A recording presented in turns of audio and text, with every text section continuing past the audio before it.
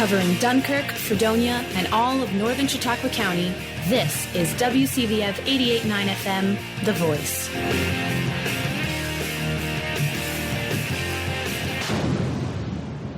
Good afternoon, everybody, and welcome to the first ever airing of Big Blue Sports Talk. You're listening to WCVF in Dunkirk and Fredonia. I'm your host, Matt Volz, and welcome to the first airing of our show. So, the Big Blue Sports Talk is basically going to be a sports show where we cover a variety of different topics. We will talk about some Fredonia athletics, and we'll also turn to professional sports as well. So to start a little bit about myself, my name is Matt Volz. I'm a freshman at SUNY Fredonia and an avid sports fan all my life, and I am very excited to work with Fredonia Radio Systems for the first show that I've ever done. So to start, I figured we'd go into talking about some Fredonia athletics, and the Fredonia men's soccer team, they are coming into today, or their next game, I should say, with a record of 2-8-3. Their most recent contest, a 5-0 loss to the hands of the Nazareth Golden Flyers. So the next home game for the Fredonia men's soccer program, Tuesday, October 25th, 7 o'clock at University Stadium. Now, it's been, you look at the record 2-8-3, and you could say maybe tough sledding for the men's soccer program. However, they do have a conference win. You know, they defeated SUNY Potsdam 3-0 on Saturday, October 8th. And this really the story for this Fredonia team has been, there's been a variety of different players in the lineup, and they've had some valuable contributions from their freshmen. Hudson Kwiatkowski on the defense, guys like Freddie Butler, Chance LaCroix have gotten some play time as well. And I think that the main thing for the Blue Devils is, and I do, for those of you who may not know listening, I do a lot of the public address for these games. And I think the main thing for this Fredonia men's soccer program is they've got to start fast. And that's I guess, something that you look into for all sports, is that getting a fast start is something that's very important. And a lot of the game, you know, Fredonia's men's soccer team, yes, they are 2-8-3. A lot of their games have been close, though. I mean, they lost 5-0 against Nazareth, but they had a game against Brockport. They lost 2-0. Two quick ones went in, and they played tough. They've had some ties. They've had some losses by one goal. And I think the message that head coach P.J. Gondik is going to want to preach to his team is you've got to get out there. You've got to start fast. You know, you can't. It almost sounds kind of obvious, but you can't always let the game. You can't always just sit and let the game come to you. You've got to go out, and you've got to basically go out there and take it. At least in my mind, being aggressive is sometimes a really helpful strategy, and it's helpful when you have a team that is not necessarily winning to be more aggressive.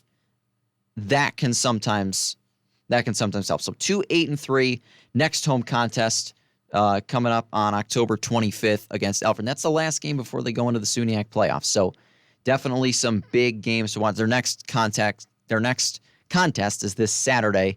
They'll be at Plattsburgh State. They have 3 more games. They play Plattsburgh State. They play Oneonta. 2 more Saturday games, and then that Tuesday night game at home against the Alfred Saxons. So we turn our attention now to the women's soccer program. And the women's soccer program, they've had a lot of, again, the same case. They've had a lot of close games. They're 2-6-4. Their most recent, they actually had 2 ties. Their 2 most recent games were both ties. They had a home game against Brockport that they tied 1-1, and then they had a game at Potsdam that tied 1-1. And they're back home this Saturday to take on Plattsburgh at 1 o'clock. They've got a few games left, actually all 3 at home. They play Plattsburgh, they play Oswego, and then they play Oneonta. And then they have a game Tuesday night as the men's team is here against Alfred. The women's team goes to Alfred, and then they go into their SUNYAC championships as well. And I think that head coach Chris Case, again, same thing with P.J. Gondik, is that, you know, in these one-goal games, because they had a good start. You know, they were doing well to start the season, and then they kind of got into a little bit of a rut, I would say. They lost 4 straight games. 3 of those losses were by 1 goal. And that just goes to show, and since then they've had 2 ties. Their most recent win being September 13th. That just goes to show that this women's soccer team is not necessarily a bad team. I don't think it's a bad team at all. But sometimes in close games, the smallest bounces just don't go your way. And I think that's what happens. Sometimes the bounces just don't go your way, and it's tough to break out of that because you don't know how to break out of that. Because sometimes it's like, okay, we feel like we're doing everything right, but we can't break out of this rut that we're in. And I know that's been that seems like the mantra every single head coach when teams losing, the ball's not bouncing our way. And I think that's definitely, I think that is the case, at least in my opinion, with this soccer team.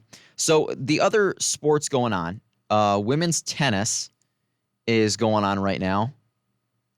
They actually just played this past Saturday at Plattsburgh State, falling 7 matches to 2 matches.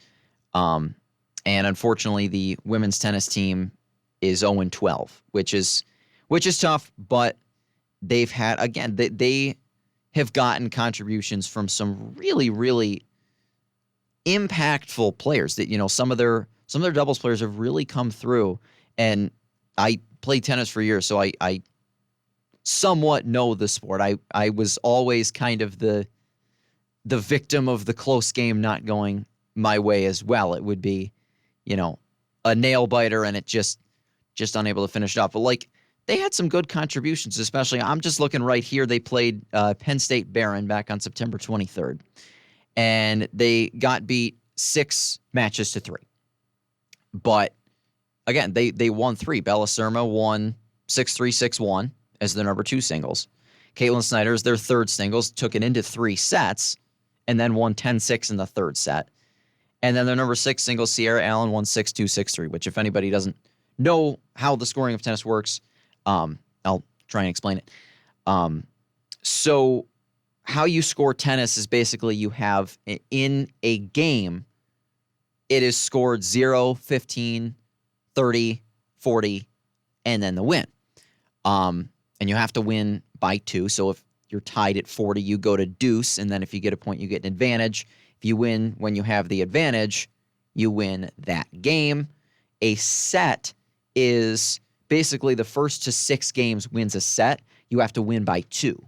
And then a match is you have to win 2 out of 3 sets. It sounds very complicated, but it is complicated at first, but once you kind of get to know it, because tennis is one of those sports that I think not a lot of people really, not that not a lot of people follow, but I think some people who are unfamiliar with the sport, it kind of is a lot of information to take in.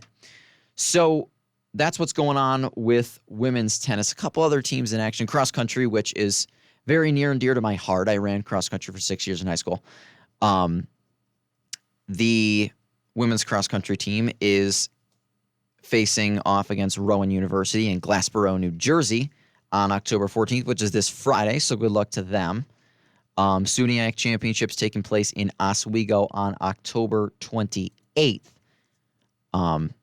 And for the men's team, same thing. They're taking on this weekend Rowan University and then SUNYAC Championships on Friday, October 28th. So good luck to those teams from SUNY Fredonia. Other teams in action, of course, we always have women's cheerleading that is competing right now. And their most recent game, I guess they cheer, and we have a good cheerleading program. We have a great cheerleading program. We have excellent athletic programs. So the winter sports are getting closer to starting. Not quite there as the fall sports kind of start winding down.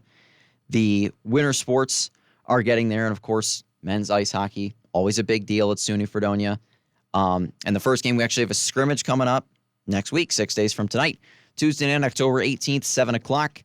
SUNY Fredonia will take on the club team from Mercyhurst. And that'll be at Steel Hall Ice Arena here in Fredonia. They'll be at Tryon on October 28th for their first regular season game. First home regular season game is November 4th. That's a Friday night. They'll be at home against the Buffalo State Bengals. So start the year with a SUNYAC game. And of course, basketball will be getting started shortly as well. The men's basketball team has a scrimmage against JCC, which is Jamestown Community College, on Saturday, October 29th. That's here at Fredonia. And our women's basketball team will be at home for a scrimmage against JCC same day. They'll play at 4.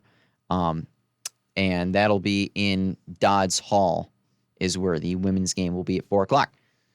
So, as you can see, a lot going on for fall sports at SUNY Fredonia, and we're kind of in that almost a transition period when you get into the end of October, beginning of November, when your fall sports are coming to a close and the winter sports are getting started. Sports are going indoor more because it's getting colder outside, and we in Western New York know a thing or two about cold weather. So we are about 12 minutes in, first show here. And so how the show, and I didn't mention this earlier, how the show is going to be broken down, basically, because I'm a sports nut, I love football. I'm going to break this show down. It's an hour-long show from 2 to 3. I'm going to break it down into quarters. So basically the first quarter will be from 2 o'clock to 2:15, and we'll take a minute to kind of go over happenings with Fredonia sports and the various teams that might be in action, might be playing while we're talking. And then we'll break it up in between segments. We'll go to play some music for you, do a station ID. Second quarter of the show, we are going to do what I like to call my score check, which is basically go around and check as we're in big football season right now, we'll check the football scores, and baseball's in the playoffs. We'll check those scores as well and look at hockey once their season starts, which their season has just started. Last night it just started. Sabres on Thursday, and we'll get to more on that later. And then I'm going to talk about the last 2 segments of the show are going to be taken to talk about our local professional teams, which are, of course, the Bills and the Sabres. And a big start to the season for the Bills, as we know, but definitely more on that later. So as we get to, I guess, if you'll humor me in football terms, the end of the first quarter of our first show here. Hope everybody's enjoying it on WCVF. We just talk about Fredonia athletics, and then we'll go into talking about around professional sports. We'll hit football, we'll hit hockey, baseball, all sorts of fun coming up for you on WCVF. But before we get to that, we're going to take a little bit of a break, as the end of the first quarter, I like to call it. And we are going to do a station identification, play some music for you, and then we will be back here on WCVF. Thanks for tuning in for the first quarter. We'll be right back in just a minute.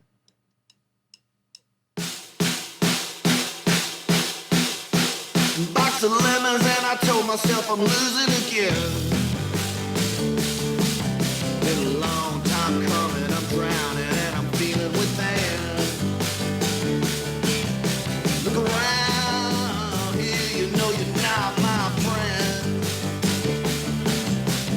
Long hard look, and I told myself I'm losing again.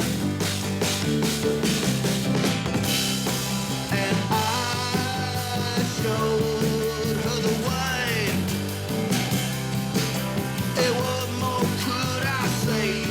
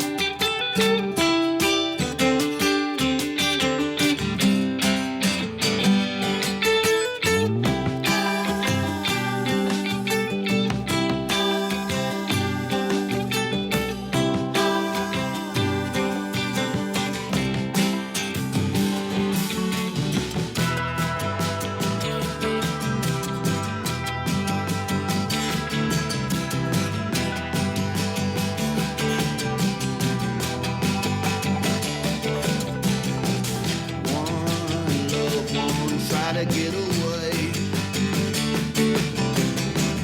Everybody now think they got the right way. I remember what you said to me. Everybody now think they live it wounded me. And I told her so. Hey, what more could I do? She was the one I'd chase around the sun. If I could just follow through. And she was the one I'd chase around the sun. If I could just follow through.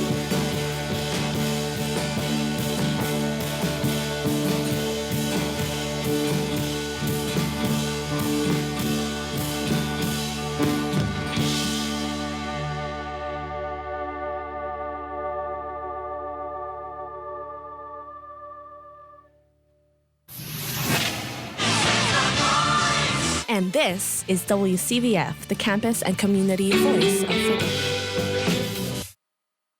You're listening to WCVF 88.9 FM, the voice of Fredonia. Welcome back to Big Blue Sports Talk for the second quarter of our show. We hope you enjoyed Chase Around the Sun by Travel Horse. That was on the album Interlude. So I promised you we'd take a look at some scores around sports, and we will do just that. So a recap of Week 5 in the NFL. The first game of the week, of course, the Thursday night game, and I certainly hope that anybody who watched it was able to stay awake for the whole thing because it was, wow, the Colts beat the Broncos 12-9 in overtime, all field goals. The entire game was exclusively field goals. Several players went down. Russell Wilson, 274 yards passing, but he did throw 2 interceptions. The Colts improved to 2-2-1 on the season. Broncos dropped to 2-3. Sunday's games in London, the Giants with a big-time upset, beating the Green Bay Packers 27-22. The first international game that the Packers played. It was a 4th down and 2 that an Aaron Rodgers pass was batted down by the Giants defense. Saquon Barkley, again, he's had a strong start to the 2022 season, and Barkley was, of course, the second overall pick in 2018. He has always showed promise, but there's always been this, how can he get to the next level? And he certainly showed that this year. 70 yards and 1 touchdown on 13 carries. The Giants are 4-1. The New York Giants are 4-1. Let that sink in. The Packers dropped to 3-2. The Bills, of course, beating the Steelers 38-3. More on that later. Josh Allen had an electrifying day, and Allen throwing for 424 yards and 4 touchdowns. One of them a 98-yard strike to Gabriel Davis, who caught 3 passes for 171 yards, 2 touchdowns. But we'll get back to the Bills later. Other games around the league. The Chargers survive and beat the Browns 30-28 in Cleveland. That was kind of a scary game for the Chargers because they had a 4th down at midfield. Chargers coach Brandon Staley told his offense to go for it. They did not get the first down. Browns got the ball back, and rookie kicker Cade York, no good. Chargers win at 30-28. Chargers are 3-2 on the season. The Browns dropped to 2-3. NFC North battle in Minnesota. The Vikings, with a late touchdown, beat the Chicago Bears 29-22. Kirk Cousins throws for 296 yards. Justin Jefferson caught 154 of them. Dalvin Cook running for 94 yards and 2 scores. Vikings improved to 4-1 on the season. They are now in first place in the NFC North by virtue of Green Bay's loss. The Bears dropped to 2-3. We had a shutout in Foxborough. The New England Patriots blanking the Detroit Lions 29-0 as the Patriots are now on their backup quarterback due to the injury to Mac Jones. And Ramondre Stevenson in the backfield, they really leaned on him. He ran for 161 yards. And New England in their throwback uniforms beat the Lions 29-0. They improved to 2-3 on the season, but are still in last place in the AFC East. And if anybody had said, 5, 10, 15 years ago that the New England Patriots were in last place in the AFC East, you wouldn't believe it. The Lions dropped to 1-4, though. Detroit is in 4th place now in the NFC North. Really close game down in New Orleans. The Saints beat the Seahawks 39-32. Taysom Hill unbelievable. He's a quarterback, he's a running back, he's a tight end. Taysom Hill does everything for the Saints. 9 carries for 112 yards and 3 touchdowns. And even though the Seahawks lost, the mantra of the 2022 season so far for the Seahawks has been the resurgence of Geno Smith. Remember this guy? He was a second-round pick, went to the Jets in 2013. Geno did not have a good start to his career with the Jets. He was relegated to backup for a long time, and he's really done a great job for Seattle so far this year. 268 yards, 3 touchdowns, even in a loss. That you got to be happy with that if you're a Seahawks fan. The Saints improved to 2-3 on the season. The Seahawks dropped to 2-3. We had a blowout in New Jersey, and not the way you'd expect. The New York Jets pound the Miami Dolphins 40-17, and the Jets quarterback, they welcomed back Zach Wilson a week ago, 210 yards passing. Breece Hall, the rookie running back, had 2 catches for 100 yards. One of them was like an 80-yard catch or something like that. The Jets with a 40-17 win. They snap a 12-game losing streak against divisional opponents. The Jets improved to 3-2 on the season. The Dolphins drop to 3-2. Game down in Tampa, marred a little bit by controversy. The Buccaneers beat the Atlanta Falcons 21-15. Tom Brady throws for 351 yards in the win, and Brady still has never lost a game to the Atlanta Falcons. There's a few teams that Brady's never lost a game to. I know Atlanta's on that list. The Patriots, obviously, he's only played them once and he beat them. Minnesota's on that list too. Dallas is on that list, and there might be one other team. But, of course, the Falcons, a questionable penalty. Grady Jarrett called for roughing the passer on Tom Brady. Very questionable call. I think that was the theme of Week 5, was questionable roughing the passer calls. Either way, the Bucs win. They go to 3-2 on the season. They're still leading the NFC South. Falcons drop to 2-3. The Tennessee Titans get a much-needed win. They escape D.C. with a win over the Commanders 21-17, despite the fact that Carson Wentz threw for 359 yards and 2 touchdowns. However, Carson Wentz throwing an interception late in the game. Titans win it 21-17. Titans improved to 3-2, and they're leading the AFC South. Commanders dropped to 1-4, last in the NFC East. Houston Texans, the last team going into Week 5. Texans were the last team without a win. They beat Jacksonville 13-6. Trevor Lawrence throws for 286 yards, but he throws 2 picks. Jags dropped to 2-3. Texans are 1-3-1. 49ers take down the Panthers 37-15 in Carolina. Jimmy Garoppolo throws for 253 in the win. Jeff Wilson Jr. has really emerged in that Niners backfield. 120 yards and a touchdown. Niners are 3-2. Carolina's 1-4. The defending Super Bowl champion Rams are not off to the start that they had hoped. They fall at home to the Cowboys 22-10, and Cowboys backup quarterback Cooper Rush is still unbeaten. The Cowboys are 4-1, though. As you remember, Dak Prescott started their opening game. It was a Sunday night game in Tampa. They lost 19-3 to the Bucs, and Dak Prescott got hurt. Cooper Rush is 4-0 since then. Rams dropped to 2-3. They're looking to rebound. They don't want a Super Bowl slump or anything like that. Matthew Stafford did throw for 308 yards, however. Close game in Arizona. Eagles going into Week 5 were the only remaining unbeaten team, and the Eagles survive, beat the Arizona Cardinals 20-17. Then it was really close. Kyler Murray ran on a third down and slid down about a half yard short of a first down, and Cardinals kicker Matt Amendola missed what would have been the game-tying kick. Jalen Hurts for the Eagles. Eagles quarterback Jalen Hurts was the leading rusher in the game with 61 yards and 2 touchdowns on the ground. Eagles are 5-0. They're still the only remaining unbeaten team in the league. Cardinals dropped to 2-3. And then Sunday night, the Ravens on a last-second field goal, thanks to Justin Tucker, probably the best kicker of all time.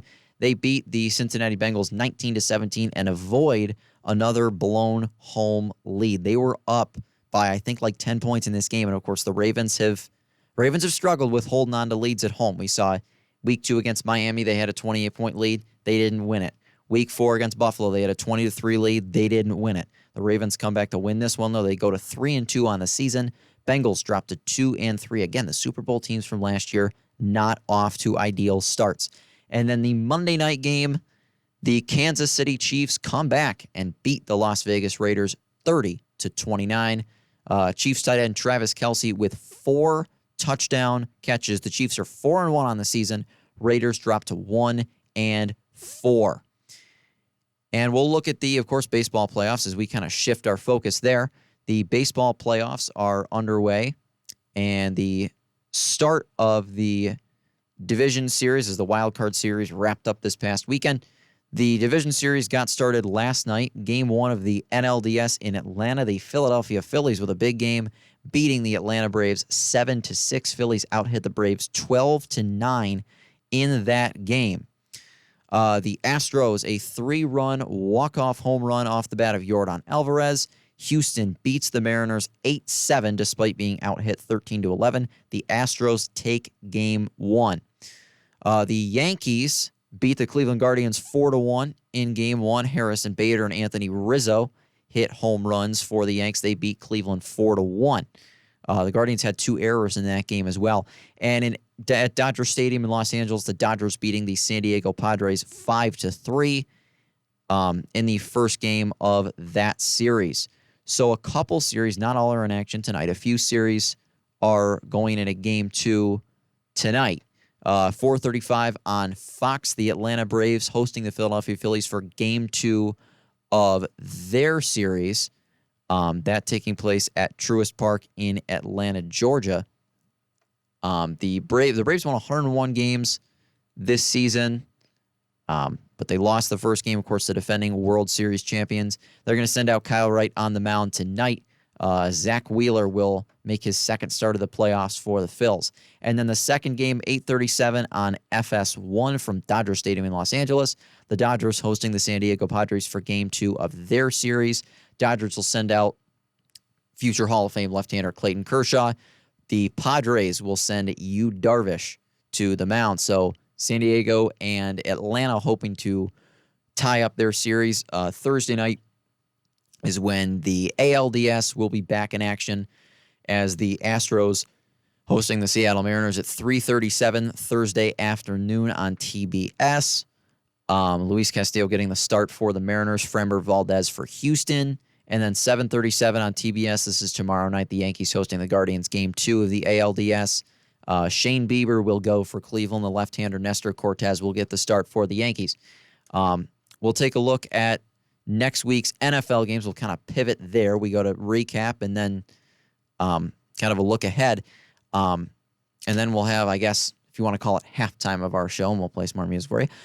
Thursday night, October 13th, tomorrow night, the Bears hosting the Washington Commanders. Tomorrow night, that is exclusively on Prime Video.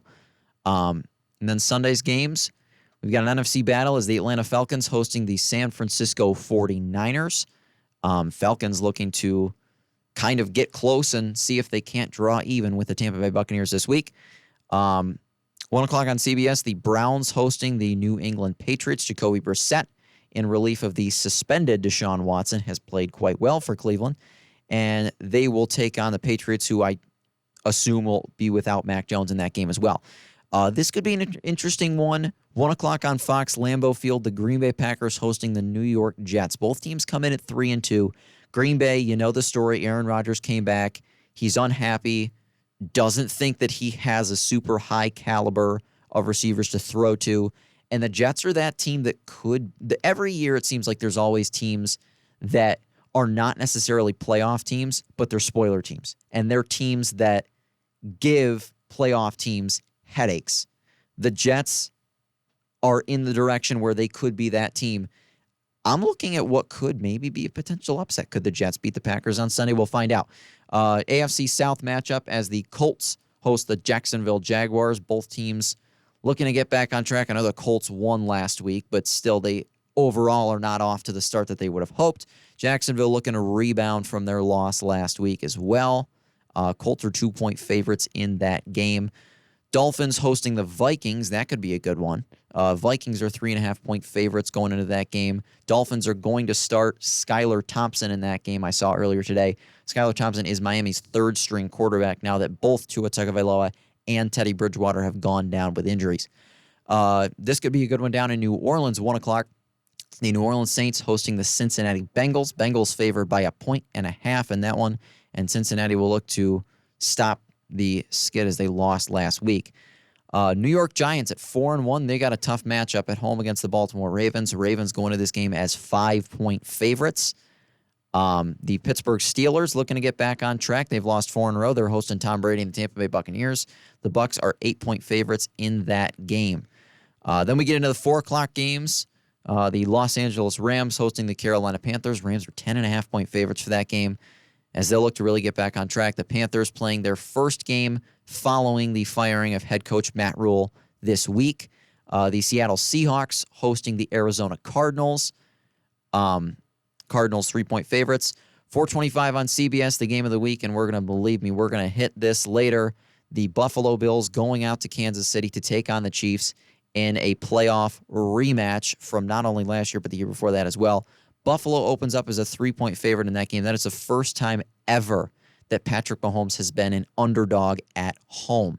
The Sunday night game, the Philadelphia Eagles hosting the Dallas Cowboys, 2 teams that are a combined 9-1 to start the season.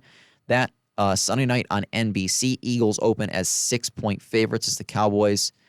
Not sure if they'll have Dak Prescott back, thinking it'll be Cooper Rush for that game. And then Monday night, it's the LA Chargers hosting the Denver Broncos. Chargers are 5-point favorites. Russell Wilson and the Broncos just trying to get it going. They've kind of struggled to get off the ground with their new head coach, Nathaniel Hackett. They lost on Thursday night, did not get in the end zone. Almost did. Russell Wilson couldn't find a wide-open KJ Hamler. So the Broncos will definitely look to rebound. All right, so we are pretty close to the midway point of our show, so we're going to kind of take it easy here and play some more music for you. Hope you enjoy it. And then we'll be back to talk about a preview. Stay tuned. We're going to preview the Buffalo Sabres season starting tomorrow night at home against the Ottawa Senators. And then we'll finish it off talking about the Bills and previewing next week's matchup against the Chiefs. We'll be right back and hope you enjoy the music. Thanks for listening to WCVF.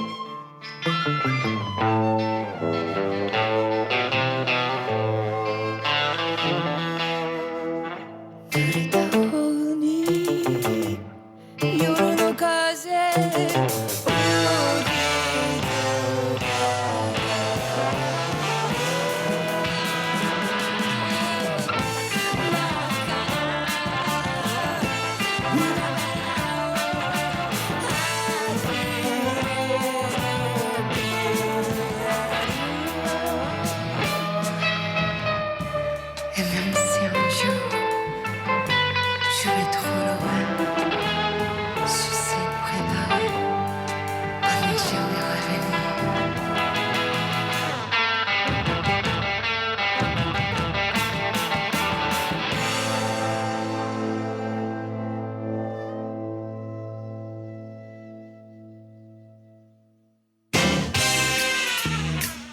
A place that's got it all. News, weather, sports, and weekly student-produced segments. High Noon Friday is the place for you to stay up to date with current events happening near you. Listen now on 88.9 WCVF, the voice of Fredonia, 89.5 WDVL, the Inferno, at FredoniaRadio.com, and now on their Radio Line app. We'll see you right here for High Noon Friday, every Friday at noon. So that was Yoruni, the song that you just heard. Hope you enjoyed it, and a promo for High Noon Friday, of course, a big thing at Fredonia Radio Systems. All right, so as we begin, I guess you want to call it the third quarter of our show, I talked about we're going to preview the 2022-2023 season for the Buffalo Sabres. Now, the Sabres' first game of the season tomorrow night, 7 o'clock at home, against the Ottawa Senators. The Sabres having a party in the plaza, in the Tops Alumni Plaza outside KeyBank Center as well, as they used to for the playoff games. So the Sabres in the preseason, this was a team that they played out of the 6 preseason games that they played. They went 4-2, and they played well. I was fortunate enough to be able to attend 2 games. That was the game against the Flyers. They won 2-1, and then I saw them beat the Carolina Hurricanes 4-2. And the Sabres, the mantra of the season for the Sabres is going to be, can the kids play? The Sabres, at the end of last year, Buffalo in their last, if I can do the math in my head, the last 28 games, the Sabres were 16-9-3. That's a 102-point pace. That's a playoff pace. This is a Sabres team that has not been to the playoffs since 2011, and a Sabres team that has not won a playoff series since 2007. So, obviously, there's impatience with the Sabres fans, but the young core is coming together, and they just locked up one of their young guys today, defenseman Matthias Samuelsson, who has played 54 games for the Sabres and has looked good as a defensive defenseman. Samuelsson signed to a 7-year, $30 million contract. That equates to close to $4.2 million per year. And while some people may say, my goodness, this guy's only played 54 games, we're giving him a 7-year contract. And I think that people are worried, but they don't need to be. So why I'm a fan of the deal, I'm a fan of locking up your core, and a lot of people have equated what the Sabres are trying to do to what the Atlanta Braves have done in baseball. The Braves have locked up so many members of their core for a long time. And in doing so, they have ensured themselves of being in contention for quite some time. And $4.2 million a year. We got to understand that the inflation of salaries is going nuts, and the salary cap is going to go up big time. So locking someone into, about $4.3 million per year for 7 years, a few years down the line, if Samuelsson plays to his potential, which he looks like he will, a few years down the line, this could be an absolute steal for the Buffalo Sabres, a huge team-friendly contract. And not to mention, this is the last year of the Kyle Okposo contract, which is him making about $6 million a year. Okposo now the captain of the Buffalo Sabres. Jeff Skinner still has several years left on his contract, making $9 million per year. But if these guys can produce, it's going to be worth the monetary risk. Speaking of signing extensions, the Sabres also made headlines this morning by signing head coach Don Granato to a 2-year extension. So the way I interpreted that is that he was already under contract for this season and next. They extended it for 2 seasons beyond that. So basically, Don Granato, after this season, will still be under contract with the Sabres for 3 more years. And Granato has really gotten a great hold of this locker room. The Sabres players are so excited to play for Don, and the people in Buffalo love him. The Sabres for years had a problem with being able to find the right coach. I think that, you know, when Lindy Ruff was let go, it was because at the time he was fired, people thought, okay, we need a fresh voice. Lindy Ruff has been here for 16 years. We need a fresh voice in the locker room. They brought up Ron Ralston from Rochester. That didn't work. Then they decided to bring Ted Nolan back in November of 2013 when Darcy Regier was shown the door after 16 years. They brought Ted Nolan in. Ted Nolan didn't work. You know, Ted Nolan, a fan favorite in Buffalo, but it didn't quite work with Ted Nolan. They brought in Dan Bylsma from Pittsburgh. We remember the saga with Jack Eichel when he was young, not getting along with Bylsma. That obviously didn't go well. They brought back Buffalo royalty and Phil Housley. That worked for 10 games in November. And then after that, it did not quite go as planned. And then Ralph Kruger was expected to, you know, people were really excited about Kruger. I remember stories about him and his wife going out in the community and having coffee with people in Buffalo. And it did not work with Kruger. Remember, technically it was an 18-game winless streak in 2021 because technically if you lose an overtime or shootout in the NHL, or I believe technically losing a shootout in the NHL, it is technically statistically counted as a tie, even though it's not actually a tie, it's a loss. But either way, they went 18 games without a win. And it took them 13 of those games before they fired Ralph Kruger. But the Sabres really believe they've got their guy in Don Granato. And it's hard to disagree with that. Yes, have they made the playoffs under Granato? No. Look at what Granato inherited. This organization was kind of a mess when Granato and Kevin Adams took over. And they have actually, I don't know as if the Sabres will be a playoff team this year, but they have the capability to really be a fun team this season. And I think that's what we have to remember is that while this might not be a playoff team, they're getting there. And they've got some fun young players that a lot of people in Buffalo, myself included, are really, really excited to see. And the way that the Sabres have embraced the mentality that Don Granato has to be aggressive. Don't be afraid. You know, your coach is not going to be hounding you for every single mistake that you make. You know, the Sabres players have really embraced that. And for a group of young guys, that's crucial. If you get a lot of young, talented players in a really good environment, a really good locker room, that says something really, really positive about the state of your team. It is true, the Sabres have not been successful in a very long time. I had a thought the other day about because obviously the Bills are pretty good right now.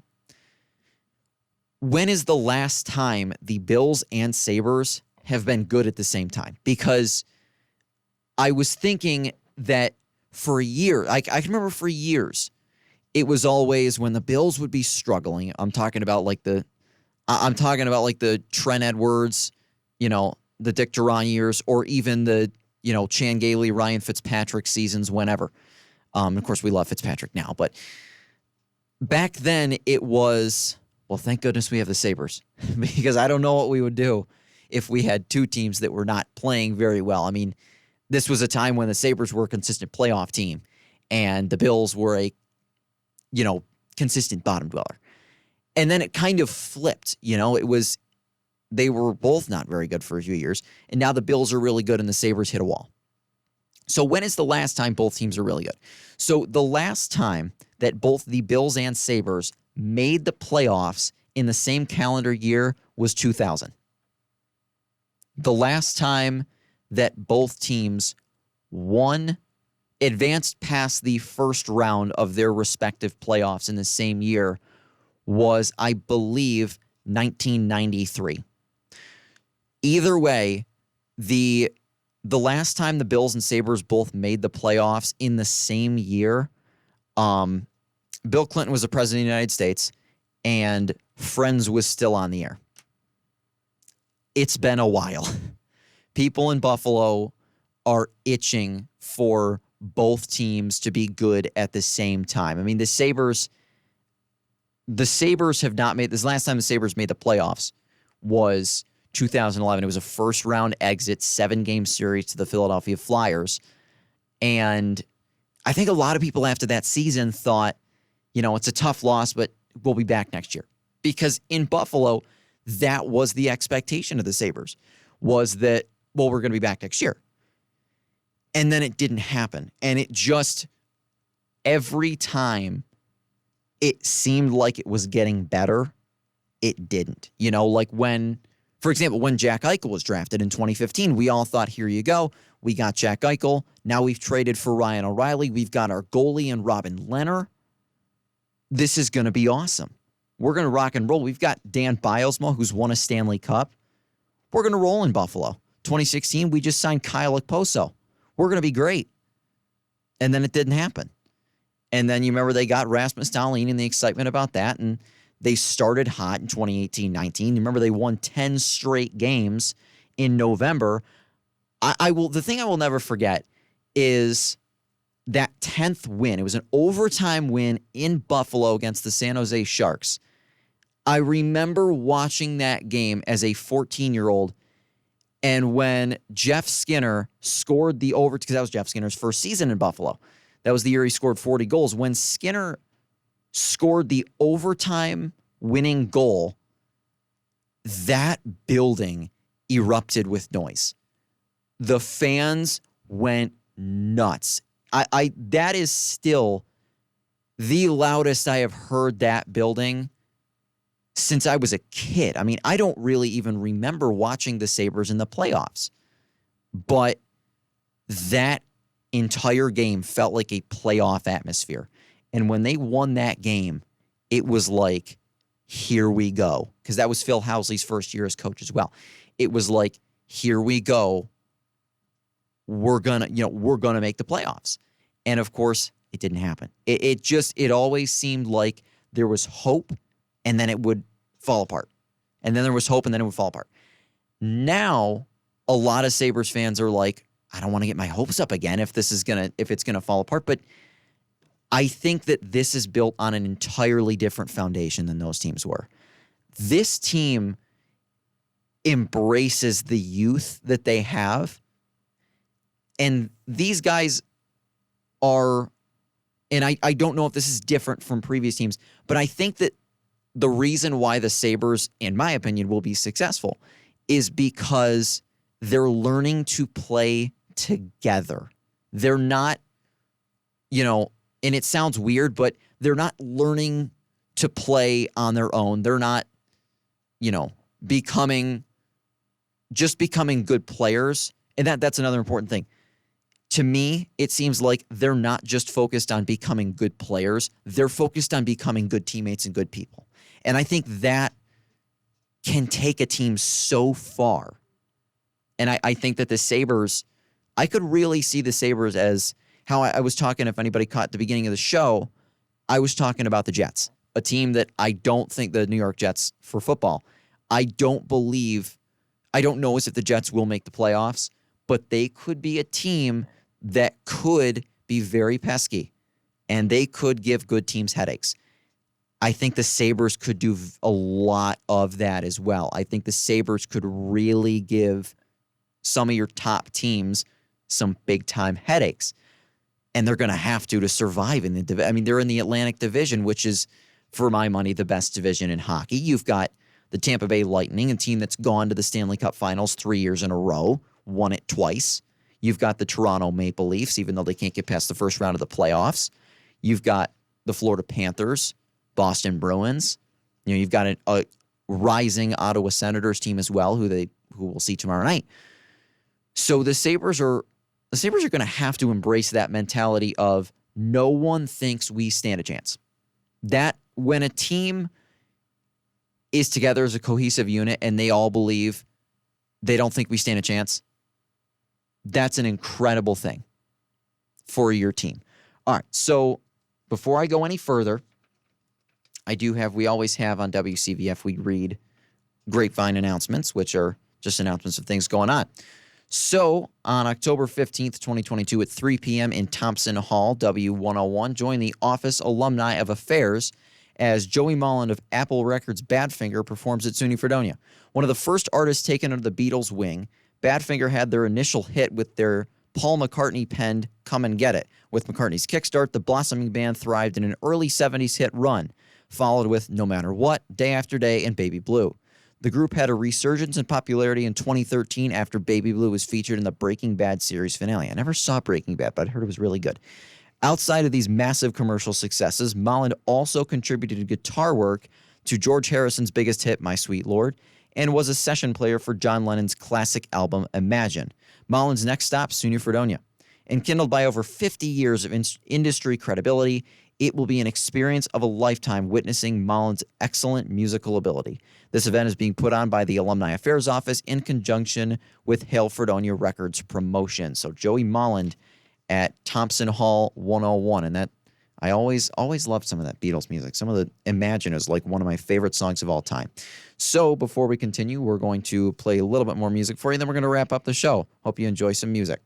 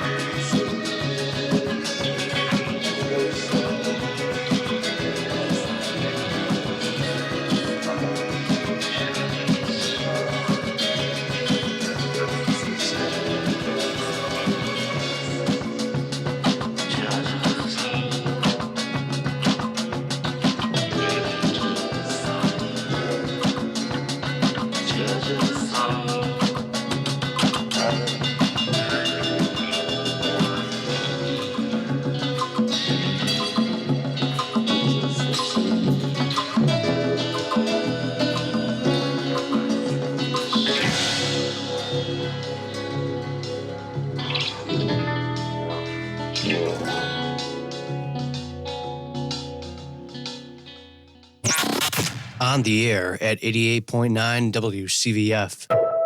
We are the campus and community voice of Fredonia. Alrighty, welcome back to the last couple minutes of Big Blue Sports Talk. So real quickly, just wanted to get everybody ready for the Bills versus Chiefs game on Sunday, 4:25 on CBS. Both teams coming in at 4-1. And I don't think it's any secret. This might be the biggest game of the year. I mean, this game is a chance for the Bills to get redemption for how their season ended last year. We all know how it ended. There were 13 seconds left in the game. Josh Allen and Gabriel Davis essentially won the game twice, and the Bills ended up not winning. And there was controversy, games shouldn't end on a coin toss, whatever. But the Bills right now, the Bills on Sunday have a chance to say to the rest of the NFL, we're here. We are the next team. We are going to take the AFC throne from the Kansas City Chiefs. But the Chiefs also have some motivational factor in this too. The Chiefs are going into this game looking and saying, everyone is saying that Buffalo is going to beat us. Everyone is saying that Buffalo is going to take over at the top of the AFC. We're not going to let that happen. So either way, it's a huge, huge game for both teams. Bills going in 4-1, Chiefs going in 4-1. Bills are the favorites. We'll see how it goes on Sunday. That just about wraps it up for us here at Big Blue Sports Talk. I'd like to thank everybody for tuning in to our first episode. We'll be here every Wednesday from 2 to 3 in the afternoon to talk Bills, Sabres, Fredonia Sports, whatever we got. Thank you, everybody at Fredonia Radio Systems and everybody for tuning in Dunkirk and Fredonia on WCVF. We'll be right back here next Wednesday. Go Blue Devils.